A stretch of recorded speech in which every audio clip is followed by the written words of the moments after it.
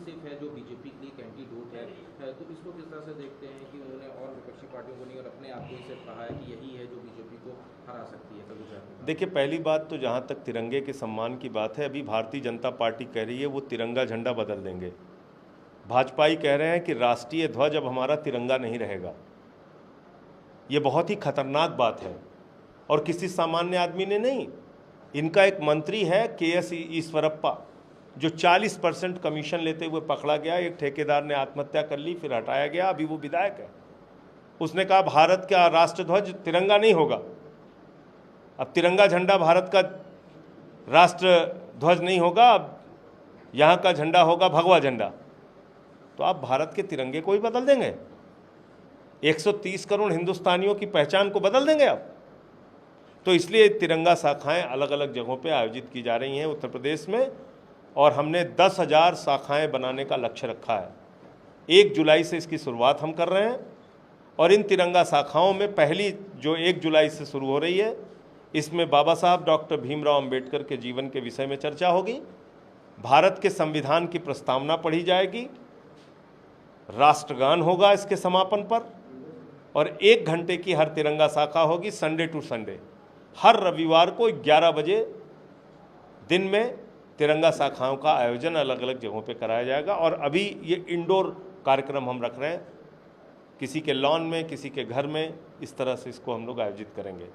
अरविंद केजरीवाल जी ने कहा है, बिल्कुल सच है, ये एक सच्चे देशभक्तों की टोली है आम आदमी पार्टी, और इसमें हम लोग इस राष्ट्र के लिए, इस देशभक्ति के लिए अपना सब कुछ न्यौछावर करने के लिए तैयार हैं। राष्ट्रवाद और देशभक्ति के सही मायने क्या हैं वो हम इन शाखाओं के माध्यम से पहुंचाने का काम करेंगे। कंडेम किया था इसको, उसके बाद अब बीजेपी की तरफ से एक ऑफिशियल रिलीज प्रवक्ताओं के लिए जारी हुआ है, जिसमें कहा गया है कि वो बोलते समय अपनी गरिमा का ध्यान रखें और कोई भी लाइन ना क्रॉस करें। लेकिन इतनी देर में एक ये स्टेटमेंट आता है जब ये प्रेशर बनाया जाता है। इससे पहले भी देखा गया कि डिबेट की जो लैंग्वेज है वो किस तरह से होती जा रही है, डिग्रेड होती जा रही है डे बाई डे। देखिए, जो एक पार्टी ही डिग्रेड है, उनके प्रवक्ताओं की भी लैंग्वेज डिग्रेड होगी। ये नफरत फैलाने की ट्रेनिंग देता कौन है? नरेंद्र मोदी जी देते हैं, देश के प्रधानमंत्री देते हैं। नफरत की भाषा ये लोग सीखते कहाँ से हैं?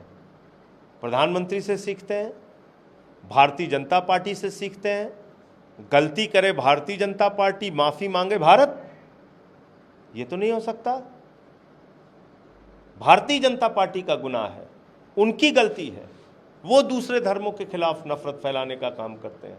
पूरे दुनिया में नरेंद्र मोदी जी ने भारत की इंटरनेशनल बेइज्जती कराई है। हमारे राजदूतों को बुला के अपमानित किया जा रहा है, कहा जा रहा है माफी मांगो, माफी मांगो। किसकी वजह से? भारतीय जनता पार्टी की वजह से, नरेंद्र मोदी जी की वजह से। तो पूरे दुनिया में आज भारतवर्ष का सर अगर झुका है तो नरेंद्र मोदी जी की वजह से झुका है। आज 75 वर्षों की आज़ादी में जितना अपमानित मोदी जी ने भारत को किया, इतना किसी देश के प्रधानमंत्री ने नहीं किया। जिन लोगों पे उन्होंने कार्रवाई की, उनके पक्ष में भी तुरंत बहुत सारे बीजेपी के नेता खड़े रहे हैं, उनके पक्ष में बयान देते रहे, और अभी भी अलग अलग तरह की भाषा इनके यहाँ से निकल कर आ। पक्ष की बात करते हैं, उसी पक्ष क्रम में प्रोवाइड करा दी है, जिसमें उन्होंने बताया कि उनको जान को खतरा है।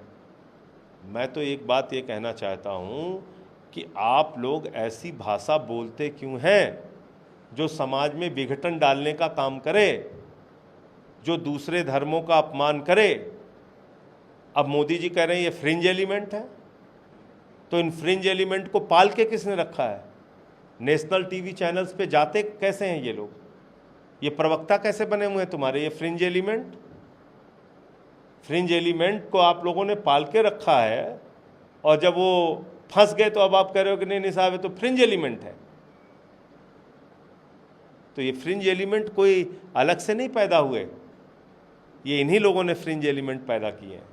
आखिरी सवाल है, जिस तरह की लॉ एंड ऑर्डर की भी आपने बात करी प्रेस कॉन्फ्रेंस में, उसके बाद अभी भी बात कहा, आज उसी में आरएसएस के यहाँ पे जो ऑफिस है उसको धमकी मिली बम से उड़ाने की, लखनऊ में केस भी रजिस्टर हुआ। उसके बाद जो मुख्य अभियुक्त है उसको तमिलनाडु से यूपी ATS और लखनऊ पुलिस ने गिरफ्तार किया है। लगातार इस तरह का जो माहौल है वो बनता आ रहा है, चाहे वो नहीं होना चाहिए, नहीं होना चाहिए। विविधता में एकता भारत की विशेषता। हम लोगों को मिलजुल के रहना है। एक दूसरे के खिलाफ नफरत फैलाएंगे, हिंसा फैलाएंगे, वो अच्छी बात नहीं है, वो अच्छी बात नहीं है। चाहे मुस्लिम धर्म के खिलाफ हो, चाहे हिंदू धर्म के खिलाफ हो, चाहे आरएसएस के खिलाफ हो, चाहे किसी और पार्टी के खिलाफ हो, चाहे बीजेपी के खिलाफ। हिंसा से हमें क्या हासिल हो जाएगा? नमस्कार, मैं हूं मानक गुप्ता। अगर आपको हमारा ये वीडियो पसंद आया हो तो इसे लाइक और शेयर जरूर करें, और हां, हमें सब्सक्राइब और फॉलो करना ना भूलें ताकि आप देश और दुनिया की कोई खबर मिस ना करें। तो जुड़े रहिए हमारे साथ और देखते रहिए न्यूज़ 24।